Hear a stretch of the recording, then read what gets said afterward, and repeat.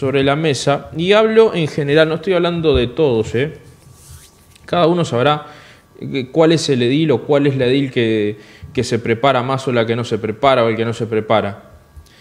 Estoy diciendo lo que vimos absolutamente, creo que todos. Se desaprovechó yo diría una gran oportunidad cuando se trata de la comparecencia nada más y nada menos que del fiscal de corte. Cuando se ahonda en la redundancia, cuando no se es concreto, cuando no hay un estudio y no hay un rigor de los temas, que en definitiva no estábamos hablando de física cuántica, sino de temas bien sensibles y que involucran a todo el espectro social.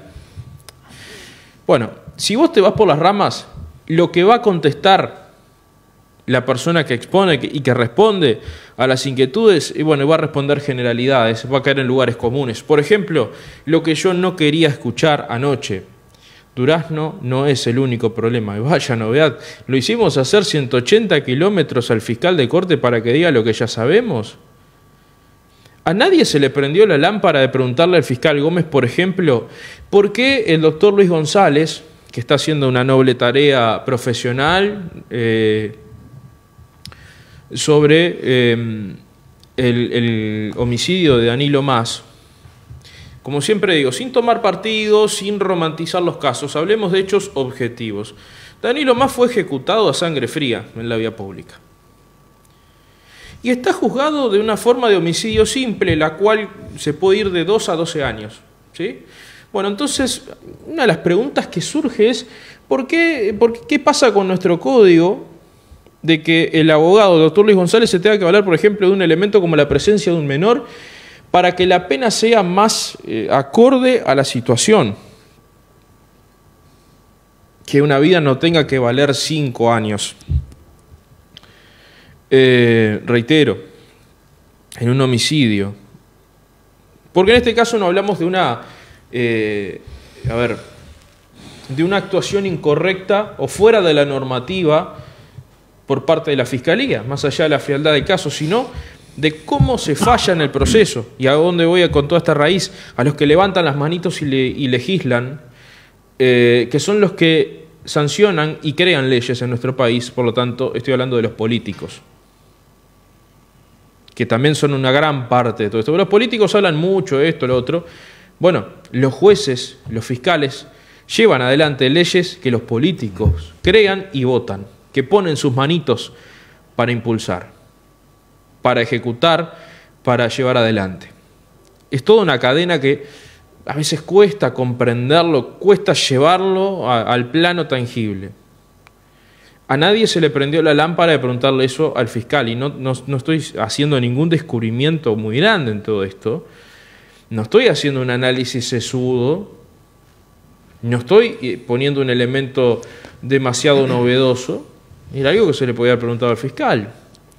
Bueno, sobre las rotaciones, ¿cuáles son los criterios de rotaciones permanentes y de que hayan fiscales, por ejemplo aquí en Durazno, que esté tantos años? Y no estoy hablando en contra de una fiscal o de un fiscal en específico, me refiero a los criterios profesionales, para conocer precisamente cómo funciona la Fiscalía, porque tenemos no solamente el derecho, tenemos la obligación nosotros de saber qué es, y ellos tienen la obligación de respondernos a nosotros, como Estado que somos, de cómo funciona un organismo público, en qué criterios se basa la Fiscalía para establecer determinados cambios y con ciertas figuras no. ¿Por qué no remueve? También otra pregunta que me hago es la siguiente. El pasado 6 de junio una mujer que fue parte de un procedimiento policial, que era algo de rutina, porque era una persona que se encontraba en una situación vulnerable en la calle, resulta que cuando obviamente toman los datos, estaba requerida en una comisaría de Montevideo. Después todo el episodio que nosotros le contamos, desacato, daños varios al patrullero, agrede físicamente de manera brutal a los efectivos policiales que trabajaron en ese procedimiento. Hay uno que termina hasta con la cara rota a patadas. ¿Cuál fue la resolución de la Fiscalía? Un pedido de disculpas. Un pedido de disculpas. Caso que además se conoció en todo el país porque, valga la redundancia, y este juego de palabras, la nota se filtra también en el diario El País, donde se deja en claro algo que se lo consultamos aquí en este programa al jefe de policía, el comisario general Germán Suárez, que reconocía que la jefatura de policía de Durazno, molesta con la resolución, pidió el desarchivo del caso, que implicó una conversación entre el jefe de policía y la fiscal Rusiñol, dicho por el propio jefe de policía en este programa. En un pedido de disculpas, y eso está fuera de la normativa. Y no, acá no hay que ser abogado, no hay que ser un experto del derecho para darse cuenta. Es simplemente ir y fijarse, bueno, delito de agravio a la autoridad policial, el desacato, ¿qué implica? ¿Cuáles son los elementos agravantes? Y acá, por lo menos, hay un elemento agravante muy grave, que es el hecho de un carácter plural en el que se da ese hecho, que es, bueno, atentar contra la integridad física de 4 efectivos policiales, además de en sí el hecho del desacato, el desconocimiento del ejercicio del trabajo policial, además de los daños, porque otro agravante es atentar contra los móviles policiales, y bueno, también. Y entonces, como algo que configura una pena de 3 meses a 18 y más de penitenciaría termina en un pedido de disculpas? ¿Usted había visto una situación parecida? ¿Hay un precedente de esa naturaleza que la Fiscalía resuelva así? ¿No se ha hecho usted esa pregunta? Y bueno, con más razón se le haría al fiscal de corte. ¿Cuál es el criterio y qué piensa nada más y nada menos que el fiscal de corte de esta situación? ¿Qué es lo que piensa el fiscal de corte de una situación de estas características? ¿A nadie se le prendió la lámpara de preguntárselo al fiscal Gómez, además de darle las galletitas y el cafecito antes de entrar? Podrían haber pensado en eso. Me parece, no sé, podrían haber pensado en eso. Tantas preguntas que la gente se hace. Si me pongo a pensar en casos, pobre Jesús Barbosa. El tipo que lo mata tenía antecedentes, venía a la cárcel de Rivera. Le estoy contando algo que lo sabemos todos porque está hasta en la página del Ministerio del Interior, viejo. Los datos cuando cayó en cana. Y después averiguando datos que la propia policía aportó. Resulta que había tenido una discusión previa. Se va, vuelve y lo mata. O sea, hubo una premeditación, una alevosía y termina en una pena casi de homicidio simple. Bueno, alguien que me diga cuáles son los criterios precisamente y cómo se establece un acuerdo abreviado en casos de esta complejidad. A nadie se le ocurrió preguntarle esto al fiscal. Ya que vamos a hablar de Durazno, ¿qué piensa la máxima autoridad de la Fiscalía de estas cosas? Otra duda que me surge. ¿Cómo se determinan responsabilidades en tanto de los casos de los familiares que estaban afuera de la Junta Departamental reclamando por la situación de sus seres queridos perdidos en situaciones violentas o algunos otros de inseguridad? ¿Qué pasa con el caso de Lucas Barletta? Que prácticamente digamos que el hallazgo lo termina haciendo la familia por la confusión, por el nerviosismo del muchacho que es el autor material del hecho, que lo tenía escondido en el patio de la casa, al cuerpo. Bueno, ¿qué pasa? Eso no es un caso que ocurrió en Durazno, pero se trata de un duraznense, fue en el departamento de Maldonado, ¿se acuerdan? Bueno, ¿qué pasa con eso? ¿Qué opina el fiscal Gómez de eso? ¿Qué opina el fiscal Gómez de que se dé objetivamente este proceso de puerta giratoria, pero en hechos concretos? Tipos que vos te enterás en el propio informe policial que tienen antecedentes de hurtos, de receptación, de rapiña, cometen otro delito en la vía pública, libertad condicional, medidas socioeducativas, medidas sustitutivas. ¿Qué pasa? ¿Es solamente por el hecho de la sobrepoblación carcelaria, porque estamos superando el 180% del hacinamiento? ¿A qué se debe eso, señor fiscal? ¿A qué se debe eso, doctor? ¿Por qué la Fiscalía establece este tipo de criterios? ¿Por qué esa es la respuesta? ¿Por qué ese es el mensaje de la Fiscalía a las víctimas de estos hechos? Y no es para generar la desconfianza y la desestabilización y faltarle el respeto a la institución. Es la pregunta legítima que nos hacemos todos ante un organismo público, no una empresa privada, la cual tiene que responder a la demanda de la población. Me pregunto por qué nadie pudo tener esa esa iniciativa de plantearlo. Yo digo la verdad, planteos sensatos, concretos, que yo rescate como positivos anoche, bueno, capaz que alguna apreciación del edil Kuster. Hablo con el mayor de los respetos, aquí la gran mayoría de los ediles viene al programa, yo tengo un gran aprecio por muchos de ellos, hay hasta relación de amistad con más de uno, pero viejo, hay que prepararse para estas cosas. Hay que prepararse para estas cosas. Hay que leer más, hay que informarse, hay que buscar los datos.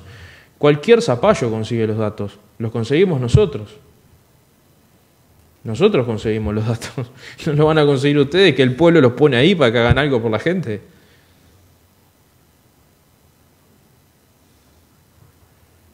Hay hasta mecanismos de información pública para hacerse de datos.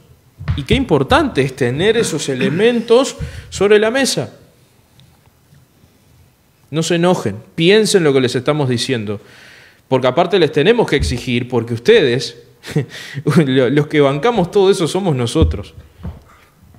Tenemos que exigir y tenemos que aprender de estas cosas a criticar en el sentido constructivo para ser más exigentes con la gente que ponemos en los lugares representativos de la democracia. Porque creo que con todo respeto fue más incisiva la gente que estaba ahí afuera que la que estaba dentro del recinto. Yo no le puedo pedir esos criterios a la gente, con todo respeto, no estoy haciendo una clasificación de ciudadanos clase A y clase B. A lo que voy es que ustedes sentados en ese recinto tienen una responsabilidad que esa gente que estaba ahí afuera les confirió a ustedes, que les transfirió a ustedes.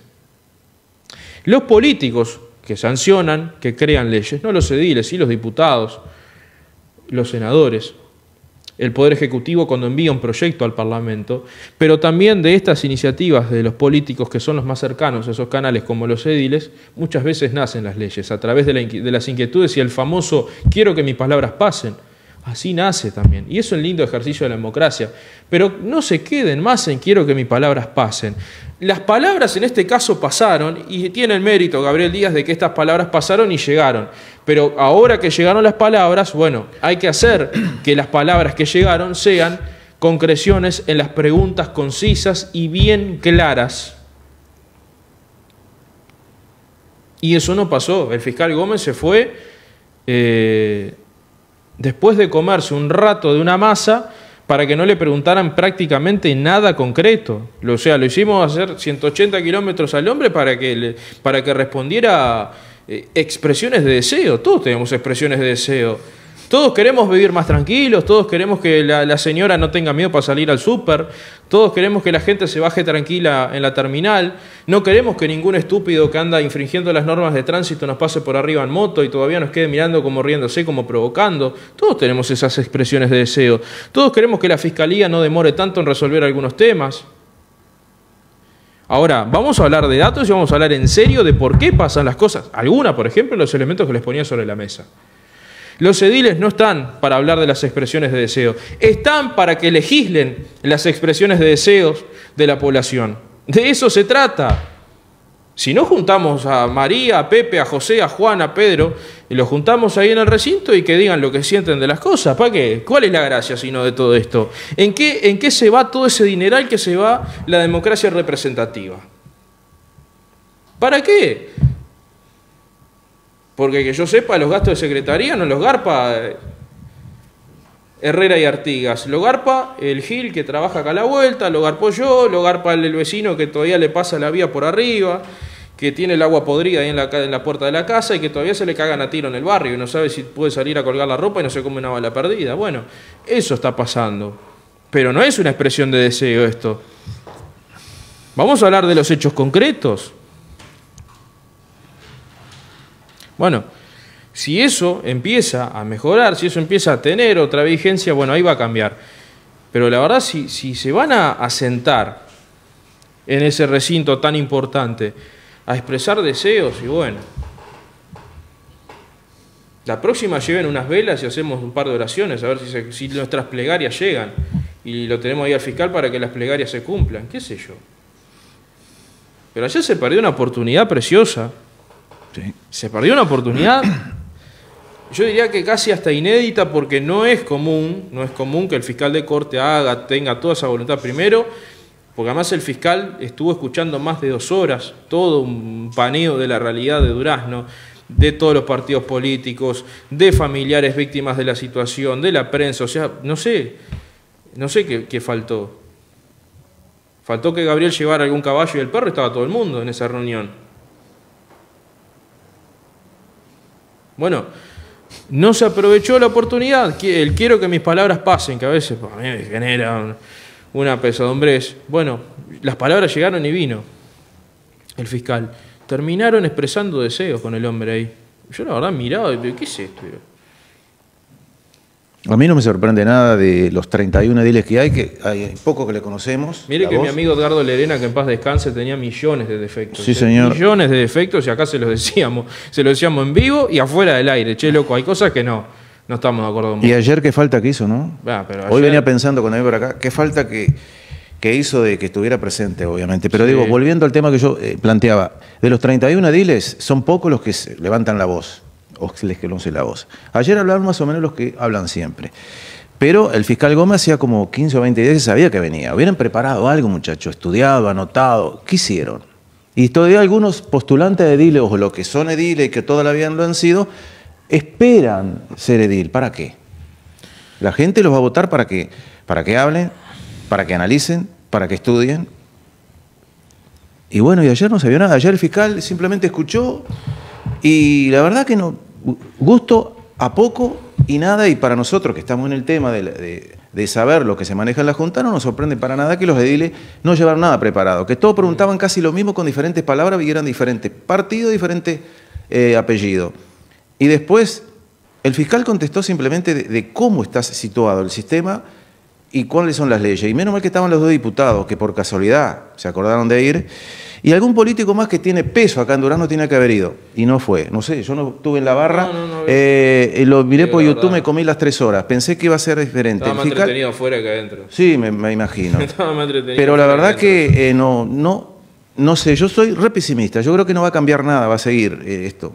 Con lo que tenemos y con las leyes que tenemos. Pero le digo, si vamos a juntar expresiones de deseo... Pero deseamos todo. Lo hubieran citado en la plaza al hombre. 50.000. Lo hubieran citado en la plaza directamente. Somos 50.000 que eran en el departamento. Bueno, votaremos 40.000. Los 40.000 deseamos que esto cambie. Sí. Ahora, le va a costar. Y esto va para los que se tiran para diputados. Le va a costar. Y van a tener que estudiar, van a tener que analizar. Y los ediles también. Que ya no lleven más recorte para leer en la sala, que estudien, que analicen. Bueno, yo le voy a decir algo. La Junta tiene que empezar a cambiar esta lógica. Si y acá no tiene que meter mano en el reglamento porque no hay nada que les impida está hacer. Todo allí no hay nada, trabajar. porque muchas veces perdemos el tiempo hablando, hay que cambiar el reglamento. Bueno, también tienen que cambiar el libro los ediles. También tienen que cambiar el libro. Perdóneme, cambiarle la cabeza a los ediles. Sí. Que no solo se van a juntar allí y que trabajen. Sí. Que trabajen. Porque estamos a una elección de un año y estoy seguro que van a pedir el voto. Y esto para todos los partidos, para todos, absolutamente todos. Y si el que se enoja, que se enoje, porque es la realidad. Pero estamos cansados de esto. Otra cosa y miren que le digo. Diputados también, sí, hay sesiones también. que van también. Pero le voy a agregar otra cosa. Esto y no hablan, es lo único. Y cuando tienen la oportunidad de hablarle o preguntarle a algún ministro que va, no se lo preguntan. No se lo preguntan. Pero pero no tienen que hacerlo en el Parlamento, lo pueden hacer acá cuando Pero vienen. por supuesto que acá. Otra cosa, no es la primera vez que pasa esto. La otra vez vino Achcar a hablar del río, pobre Achcar, le digo. Lo único más lindo que se llevó, capaz que le pagaron la cena. Sí, después se vino a comer una masa de 3 horas acá para que hablaran casi como si fuera, le harían mejores preguntas en la escuela que acá. Yo pienso que son más oportunos los chiquilines haciendo preguntas a veces. No estoy subestimando. Y lo otro que digo, ¿cuántas veces vino acá la gente de UPM y parecía que, la verdad que no veía mucha diferencia con las audiencias públicas de UPM? ¿Qué quiere que le diga? Después estuvo el director de UTE un par de veces ahí y escuché diles que saludamos la gestión del director de UTE Algorta, pero hermano, andá, llevarlo al comité y aplaudilo. Acá sos representante del pueblo y tenés que hacerle las preguntas que tenés que hacerle. Llevaron a Izaguer, que le hacen 400. A Izaguer debe ser el tipo que tiene 1200 homenajes en un año, porque le hicieron homenajes por cada rato y le cortaban la cinta, pero nunca nadie le preguntó por qué nunca hubo una gestión concreta en la RAP, por qué estuvimos tanto tiempo sin tipo, que se fue el tipo y no tenemos director de salud hasta ahora, con todo respeto lo digo, nadie lo dice. Nadie lo dice, nadie lo dice. Porque acá te metieron el verso gran gestión. No, no fue una gran gestión. Fue un gran director del hospital, un tipo muy solidario, nadie lo niega, un tipo muy noble, honesto, transparente, lo hemos defendido, que hasta rebotó un tipo que le llevó una valija y le dijo, no, usted se equivocó. Y cuando era intendente, pero que la gestión como director de salud fue un desastre. Nadie tuvo los que hay que tener bien puestos para decirle, su gestión es un desastre como director de salud. Nadie se lo ha dicho. Nadie. Porque acá es como la lógica esa del altar, que poco más hay que embalsamar a la gente después cuando se muere. Entonces, vamos a cambiar esa perspectiva alguna vez. Es crítica a gestiones, no a personas. A gestiones, a acciones concretas.